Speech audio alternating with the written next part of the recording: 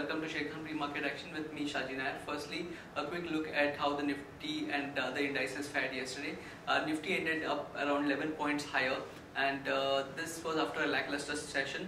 And what we saw is that the flows were pretty much negative. The FIs in the cash segment were negative to the tune of 477 odd crores. The DIs in the cash segment were negative to the tune of 8 crores, whereas the FIs in the index future side were negative to the tune of 551 odd crores. So overall, a negative inflows. In spite of that, Nifty managed to stay positive and at 11 odd points higher.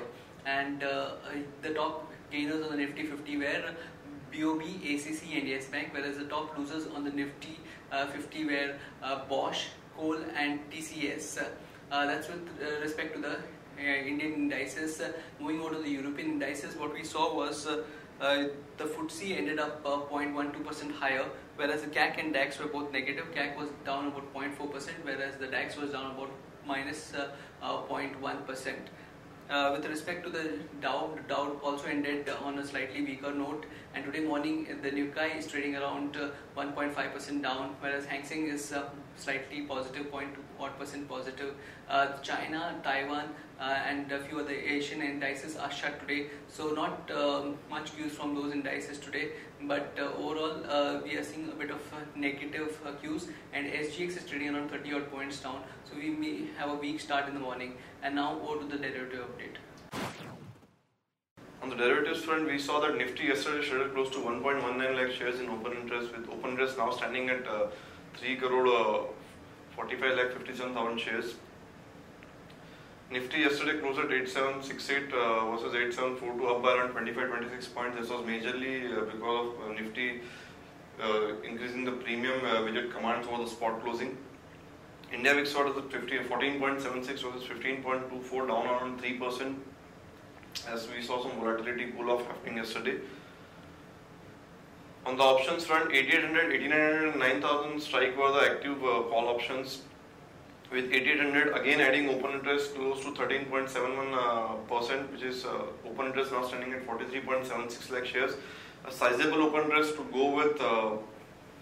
And on the put option side, we saw 87 and 8600 put option unwinding open interest to the tune of 8% and 1%, whereas 8500 put option continued to add open interest, with open interest now standing at a sizable 58.45 lakh shares in 8500 put.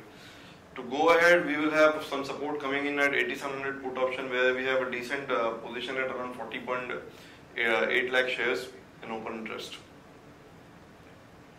On the stocks and ban, we have Jindal Steel, Century Textile, DLF, HDIL, IBDL, Jain Irrigation and Reliance Communication. FIs in yesterday's trade were seller by 551 crore rupees in index futures. FIs in index options are buyer by 346 crore rupees. FIs in stock futures, seller by 769 crore rupees, and stock options, seller by 32 crore rupees. 5-day VWAP stands at 8870 and the lower range stands at 8700 levels. Higher range at 8870. SGX Nifty as of now is trading down by 27 points at 8750 versus last traded 8777.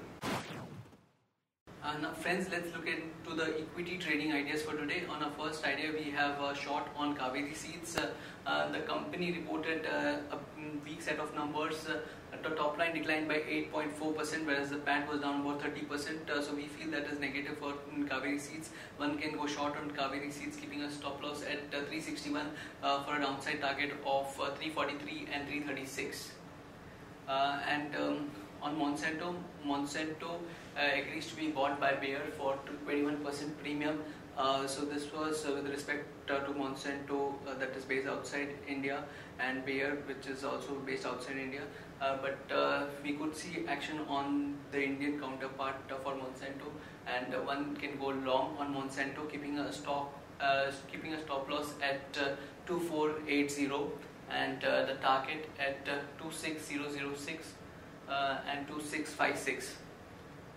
Now moving on to the news update, the IMD says monsoon rains may fall below average this year, and the markets have actually factored in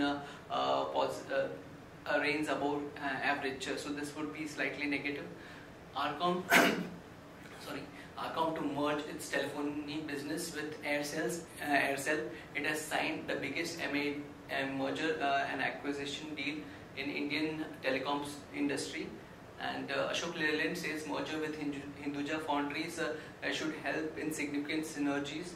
And according to the merger, 100 shares of Hinduja Foundries would fetch around 40 shares of Ashok Leyland. Orient Paper is going to meet today to consider a rights issue and a business recast. NTPC HUDCO raises 1,370 crore via bonds on BSE e-platform, and SEBI is going to look into the discrepancy of in the Yes Bank botched up QIP, that is qualified institutional placement. Hero FinCorp is to sell 15 to 16% stake for 600 crore, and Rosneft and ONGC have signed accord on 11% stake in Vancor Neft. Camson Seeds shares would seek listing after demerger from Camson Bio. Then with news related to TCS, Bank of Bhutan goes operational with TCS BankX for core banking. And India's Go Air set to plan IPO during Jan-March 2017. Power Grid Corp to consider bond issue on September 19th. And Shriram Transport has raised around 700 million rupees selling non-convertible debentures. Indian Oil to start Paradigm refinery in 2 to 3 days.